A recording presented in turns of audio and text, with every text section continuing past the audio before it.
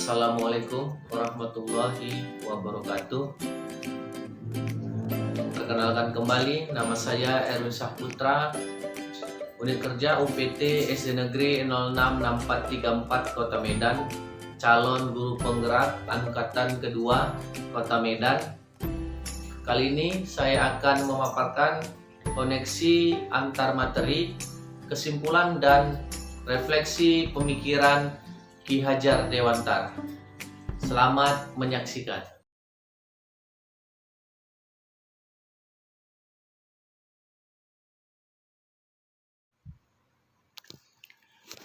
Siapa yang tidak tahu Bapak Pendidikan Indonesia?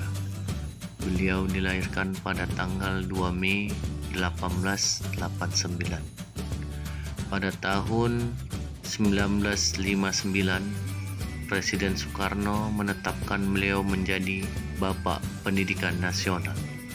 Ya, beliau adalah Ki Hajar Dewantara. Beliau mengartikan pendidikan sebagai tuntunan dalam hidup tumbuhnya anak-anak. Maksudnya yaitu menuntun segala kodrat yang ada pada anak agar mereka dapat mencapai keselamatan dan kebahagiaan yang setinggi-tingginya, baik sebagai manusia maupun sebagai anggota masyarakat. Kodrat yang ada pada anak-anak itu tiada lain ialah segala kekuatan yang ada dalam hidup batin dan hidup lahir dari anak-anak itu karena kekuatan kodrat. Kita kaum pendidik hanya dapat menuntun tumbuh atau hidupnya kekuatan-kekuatan itu agar dapat memperbaiki tingkah lakunya, bukan hidup dan tumbuhnya itu. Trilogi yang dikemukakan beliau tidak pudar dimakan zaman hingga sekarang ini, yaitu Ing Ngarso Sung Tulodo, Ing Madia Mangun Karso, dan Tut Uri Handayani. Dirumuskan Ki Hajar Dewantara untuk dunia pendidikan.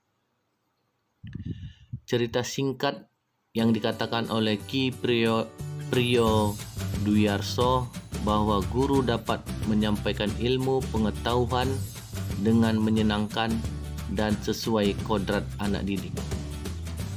Pada tanggal 3 Juni 1922, Ki Hajar Dewantara mendirikan Taman Siswa melalui pesan Ki Haji Ahmad Dahlan bahwasannya beliau harus mendirikan perguruan nasional.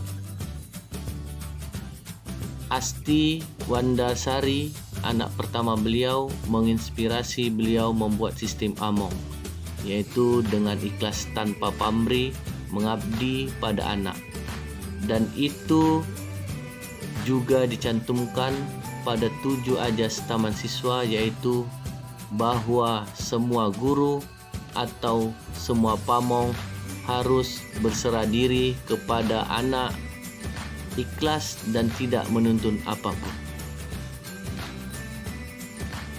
Falsafah kebangsaan yang sangat kuat dalam diri Ki Hajar Dewantara menghasilkan totalitas semangatnya mengabdi tanpa pamrih kepada sang anak bangsa dengan segala metode yang dibuatnya. Metode-metode Ki Hajar Dewantara berupaya menyatukan keberagaman bangsa berdasarkan nilai kebangsaan yang religius. Kali ini saya akan menjawab pertanyaan pada modul ini. Apa yang saya percaya tentang murid dan pembelajaran di kelas sebelum saya mempelajari modul 1.1. Sebagai seorang guru pendidikan jasmani olahraga kesehatan, saya sangat menyadari sebelum saya menjalani pendidikan calon guru penggerak pada modul 1.1 ini adalah menyamakan semua materi kepada anak didik, melaksanakan tugas mengajar dengan menggunakan sistem komando, dan menganggap kita sebagai guru yang paling tahu dibandingkan anak didik. Lanjut ke pertanyaan kedua. Apa yang berubah dari pemikiran atau perilaku saya setelah mempelajari modul ini? Perubahan yang terjadi setelah saya mempelajari modul 1.1 ini adalah pada pola pikir. Bahwasannya kita sebagai guru bukan orang yang tahu semuanya dibandingkan peserta didik. Cara mengajar sebagai guru jangan lagi menggunakan sistem komando, namun berpusat kepada peserta didik, menyenangkan dan membuat anak merdeka belajar. Pertanyaan terakhir, apa yang bisa segera saya terapkan lebih baik agar kelas saya mencerminkan pemikiran Ki Hajar Dewantara? Dalam proses belajar, saya akan menerapkan sistem AMONG, bahwa pendidikan ini berpusat kepada anak dan menyenangkan, sehingga kelas saya nantinya tidak akan membosankan. Demikianlah pemaparan saya tadi tentang koneksi antar materi, kesimpulan dan refleksi pemikiran Ki Hajar Dewantara. Semoga kita bisa melaksanakan di sekolah masing-masing demi tercapainya merdeka belajar. Lebih kurang saya mohon maaf, kiranya kita sehat selalu. Wassalamualaikum warahmatullahi wabarakatuh. Salam Guru Penggerak.